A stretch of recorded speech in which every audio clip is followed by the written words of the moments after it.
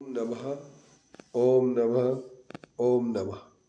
जैसा कि सबको विदित है कि एक बार एक वन के मध्य में एक आश्रम था। उस आश्रम में एक राजा पहुंचता है। राजा को देख करके वहाँ दो तोते थे। एक तोता कहता है अतिथि देवो भव, इनका सम्मान किया जाए, इनको भूख लगी हो तो भोजन दिया जाए, प्यास लगी हो तो रसपान कराया जाए, ठंडा पानी पिलाया जाए। दूसरा तोता बोलने लगा इसी बीच में कि इसको पकड़ो, मारो, सब कुछ छुड़ा लो, ये भाग ना पाए, इसका ध्यान रखो। तो दोनों तोते की बात सुनकर के राजा विस्मय पड़ गया। वहाँ पर रहने वाले संत के सामने पूछने लगा कि ये दो तोते, एक तोता अच्छी भाषा बोल रहा है और दूसरा तोता ये कितनी गलत भाषा बोल रहा है। तो संत ने कहा कि ये तोता उड़ कर के आया है, जो डाकुओं के बीच में रहा, और यह जो पहला तोता है ये साधुओं के बीच में रहा, जो जिसके बीच में रहता है वैसे संस्कार पड़ते हैं। अभी आप लोगों ने सुना होगा कि एक श्वेतांबर सिरपुर में पुजारी मंदिर में ब्रह्मचारी जी से कह रहा था काट देंगे, मार देंगे, काट के फेंक देंगे। तो आप लोगों ने ये भाषा जब सुनी होगी तो आपको ऐसा लगा होगा कि ये पुजारी ऐसी भाषा क्यों बोल रहा है।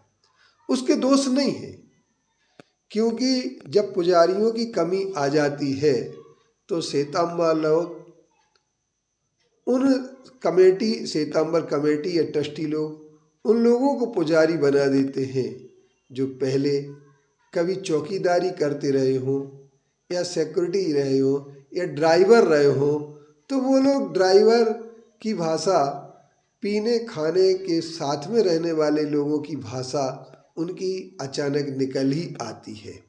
इसी तरीके से वो पुजारी जब कह रहा था तो लोगों ने उसे पुजारी वेशभूषा से तो मान लिया, लेकिन विचारों से, आचरण से वो पुजारी न था, न है और न होगा। ऐसे ही सिर्फ कपड़े बदल करके श्वेतांबरों में एक परंपरा चलती है जो मैंने सिरपुर में देखी, ज़्यादा तो नहीं देखी, कि हर किसी के कपड़े बदल देते हैं और कपड़े बदल करके सोड़ा पहना करके उन्हें पुजारी बना देते हैं। लेकिन वो पुजारी ना तो जैन होते हैं, ना खाने पीने में शुद्ध होते हैं। तो सवाल इस बात का होता है वैतनिक पुजारी, भावना से पुजारी कब तक बन पाएगा।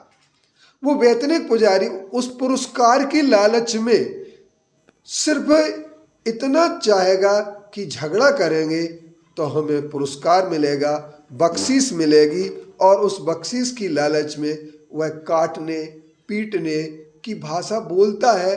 तो श्वेतांबर साधु उसे आशीर्वाद देते हैं और वे कहते हैं बहुत अच्छा करके आए हो तुम, एक ब्रह्मचारी को तुमने काट करके फेंकने की बात कही है तो ये तुम्हारा बहुत अच्छा कृत्य है, इसका तुम पुरस्कार ले जाओ।